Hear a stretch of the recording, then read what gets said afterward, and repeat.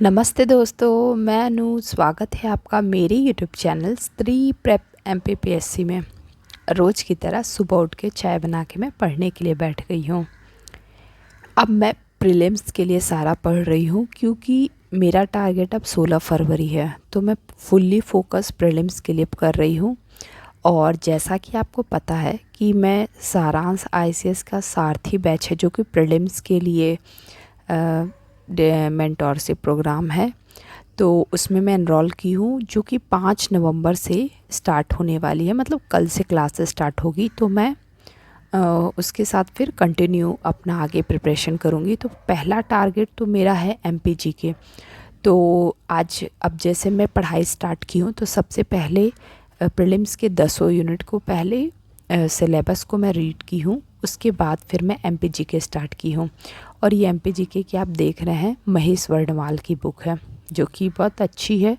और टॉपर जो हैं वो इसे पढ़ने के लिए भी बोलते हैं। बहुत सारे लोग महेश वर्णवाल से पढ़ते हैं, बहुत लोग मुकेश माहेश्वरी से भी पढ़ते हैं। तो आपको जो अच्छी लग रही है आप उससे पढ़ सकते हैं एमपीजी के। आपको एमपीजी के बहुत अच्छे से पढ़ना है।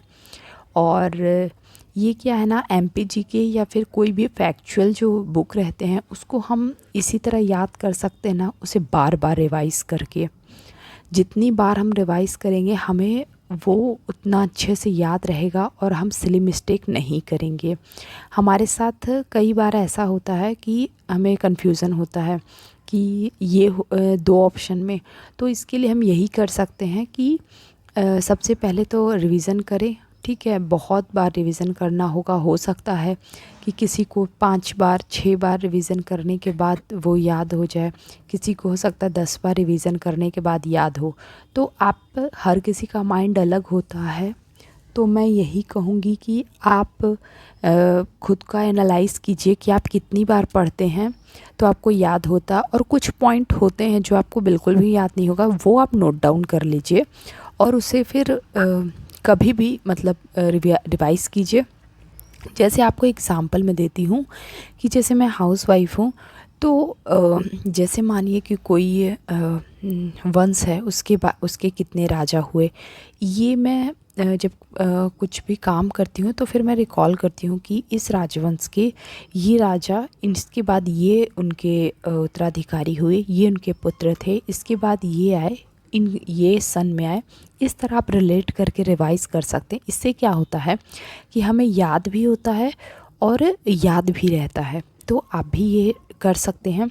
मुझे एक कमेंट आया था टाइम मैनेजमेंट को लेकर के, तो मैं उनको यही कहना चाहूँगी कि टाइम मैनेजमेंट जो है ना, ये बहुत ही मतलब वैसा टॉपिक है कि आपको खुद ही ये काम करना होगा। जैसे मैं आपको बताऊं कि मैं एक हाउसवाइफ हूँ और मेरे 2 बच्चे हैं, तो मुझे टाइम मैनेजमेंट में काफ़ी प्रॉब्लम आती है और हर किसी को आती है। क्या होता है ना, हमारा कोई ऐसा सर्कल नहीं होता है कि हम किसी से कंपटीशन कर सकें या फिर हम ऐसा कुछ अंदर अपने मोटिवेट कर सके खुद को। तो हम एक काम कर, और हम ऐसे बहुत सारे काम करते हैं जिस काम को अगर हम नहीं भी करते हैं तो भी चल सकता है, लेकिन हम उस काम को करते रहते हैं। तो हमें पहले अपने काम को प्रायोरिटाइज़ करना होगा कि कौन से काम है जो इम्पोर्टेंट है और कौन से काम है जिसको हम नहीं भी करते हैं तो चल जाएगा। तो आप सबसे पहले एक काम कीजिए कि आप देखिए कि आपका टाइम कहाँ कहाँ जा रहा है। आप सिर्फ उन्हीं काम को अभी 3 महीने करिए जो ज़रूरी है। जैसे कुछ काम होते हैं जो हमें ज़रूरी नहीं है फिर भी हम उसे करते हैं, उसे इग्नोर करना होगा।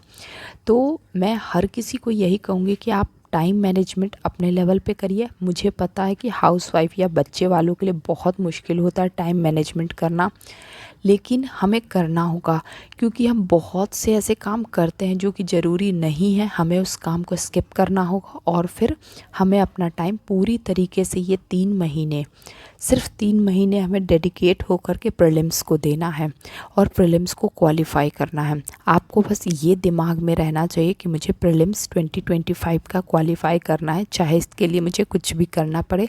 अपना पूरा टाइम हमें उसी को देना है।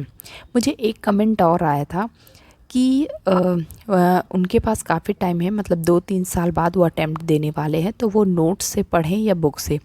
तो मैं आपको बताती हूँ कि देखिए, नोट से पढ़ना जो होता है वो लास्ट ऑप्शन होता है, बुक पढ़ना चाहिए। क्योंकि देखिए जब आप बुक को पढ़ते हैं ना तो आपका माइंड जो है वो सोचना स्टार्ट करता है। जैसे आप अगर एनसीईआरटी की बुक पढ़ेंगे तो पहली बार आपको पढ़ेंगे तो आपको बहुत सारा नया मिलेगा, और second time, third time, fourth time भी पढ़ेंगे फिर भी आपको बहुत सारे फैक्चुअल जो होंगे वो न्यू लगेंगे। और इसी तरह पढ़ पढ़ के क्या होगा ना, जब 2-3 बार पढ़ेंगे आप तो आपके जो माइंड है वो डेवलप होना स्टार्ट होंगे, आपका सोचना स्टार्ट होगा। अब जैसे इसके साथ आपको अलग से आपको इंटरव्यू के लिए नहीं पढ़ना होगा। अगर आपसे क्वेश्चन पूछा जाता है कुछ इंटरव्यू के लिए तो आपका माइंड ना अपने आप उसका आंसर देगा, क्योंकि आपने बुक को बहुत अच्छे से पढ़ा है। अगर किसी के पास भी 2 साल का या 3 साल का ऐसा टाइम है अभी देने के लिए एग्ज़ाम, तो आप सबसे पहले एनसीईआरटी पढ़िए, उसके बाद कोई बुक या फिर कोई बुक पढ़िए, क्योंकि आपके पास काफ़ी टाइम है। अभी आप अगर मेंस तैयार भी कर लेते हैं तो आप अभी एग्ज़ाम नहीं दे पाएंगे। तो आप सबसे पहले अपना बेस तैयार करिए। आपका बेस जितना अच्छा होगा आपको उतना अच्छा रहेगा। तो आपको अभी नोट्स पढ़ने की ज़रूरत नहीं है, आप बुक पढ़िए। आप हो सके तो एनसीईआरटी पढ़िए, और एनसीईआरटी जो है वो फ्री में वेबसाइट पे अवेलेबल है, आप पढ़ सकते हैं तो आप पढ़िए। और बुक इसलिए पढ़िए क्योंकि बुक पढ़ने से ना, अब जैसे मैं आपको बताती हूँ, न्यूज़पेपर में बहुत सारे चीज़ दिए रहते हैं जो हमारे जैसे साइंस एंड टेक में हमें पता चल गया कि हाँ ये लॉन्च हुआ है, लेकिन इसके बाद हम उसकी डिटेलिंग में पढ़ते हैं तो हमें पता चलता है अच्छा इंडिया ये कर रहा है, और बहुत सारी डिटेलिंग हमें पता चलती है। तो हमारा इससे अपना दिमाग जो है वो काफ़ी विकसित होता है। तो हमें इस पे काम करना है। अगर आपके पास इतना टाइम है तो आप बिल्कुल ये कर सकते हैं। ये आपको हम एमपीपीएससी नहीं, आपको हमेशा लाइफ में काम देगा, और ये आपके लिए बहुत हेल्पफुल होगा हमेशा के लिए, आप किसी भी फील्ड में रहें। और आप सभी को मैं बहुत बहुत धन्यवाद देती हूँ मेरी वीडियो को लाइक, शेयर एंड सब्सक्राइब करने के लिए। और ये वीडियो थोड़ी लेट आई उसके लिए मुझे सॉरी मैं बोलती हूँ, क्योंकि अभी दिवाली वाली के कारण थोड़ा सा मेरा भी टाइम मैनेजमेंट गड़बड़ हो गया है। बट अब जो है मैं कल से मेरी क्लास स्टार्ट हो जाएगी और मैं रेगुलर रहूँगी क्लास में भी, और जो भी मुझे टारगेट दिए जाएंगे मैं उसको फुल्ली तरीके से करूँगी। और आपको भी मैं यही कहती हूँ, हो गया सारे त्यौहार ख़त्म, अब हमें सिर्फ पढ़ाई करना है, सिर्फ़ और सिर्फ पढ़ाई। Thank you.